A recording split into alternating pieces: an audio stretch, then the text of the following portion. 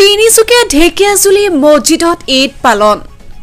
আজি মুছলমান ধৰ্মাৱলম্বী লোকসকলৰ ত্যাগ সংযম আৰু আনন্দৰ উৎসৱ পবিত্ৰ ঈদ উল ফিতৰ।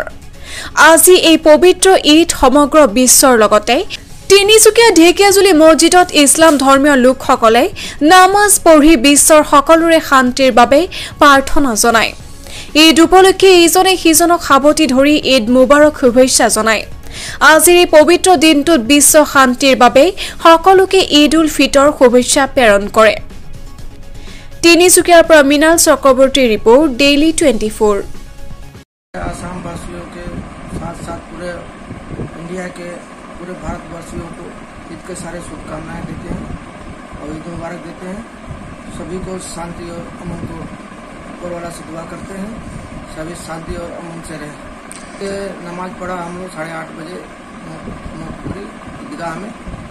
यहाँ बहुत शांतिपूर्वक से नमाज हुआ, हर जगह हुआ, उसके लिए धन्यवाद। ईद में वही प्रोग्राम होता है, ईद मिलन होता है, सबके घर में जाते हैं, एक दूसरे से ईद मिलते हैं। कैसा अनुभव कर रहे हैं? अच्छा लगा। हर साल के बाकी इस साल भी मिलन हुआ, सबसे मिला जुला होता है। সমগ্ৰ অসমবাসী ৰাইজ লৈ তিনিচুকীয়াবাসী ৰাইজক আমি এই পবিত্ৰ ঈদৰ আন্তৰিক শুভেচ্ছা জ্ঞাপন কৰিছো।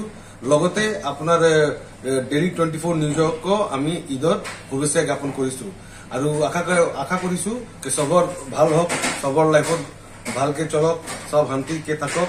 আৰু আজি আমি নামাজ আদা কৰাৰ পিছত আমি আমাৰ দুৱাত এইটো আমি মেনশ্যন কৰিছো যে আমাৰ অসমত যিমান আমাৰ জাতি জনগোষ্ঠী হিন্দু মুছলিম শিখ ইসাই সবৰ কাৰণে ভাল হওক আৰু সবে শান্তিকে মিলি প্ৰীতিকে থাকক, এইটোৱে আমি কামনা কৰিছো।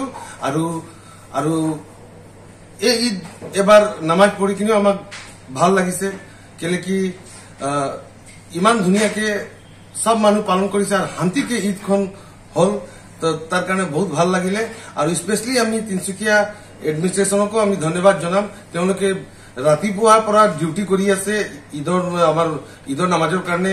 মছজিদৰ বাহিৰত পুলিচ মানুহ ডিউটি কৰিছিলে আৰু আমাৰ বিজেপি চৰকাৰ, আমাৰ হেমন্ত বিশ্ব শৰ্মাক, তেওঁক মই আমাৰ চিফ মিনিষ্টাৰকো মই ধন্যবাদ জনাইছো। তেওঁক ইমান ধুনীয়াকে অসমখন আমাৰ ধুনীয়াকে আগবঢ়াই লৈ গৈছে, তাৰ কাৰণে আমি আমাৰ চিফ মিনিষ্টাৰক বহুত বহুত ধন্যবাদ দিছো আৰু ঈদত শুভেচ্ছা দিছো। ধন্যবাদ।